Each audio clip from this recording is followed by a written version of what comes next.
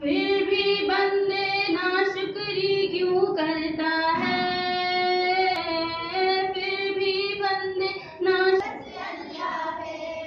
मछली जाल में आती है जब गाफिल हो, मछली जाल में आती है जब बंदे, ये जिक्र निजात का जरिया है।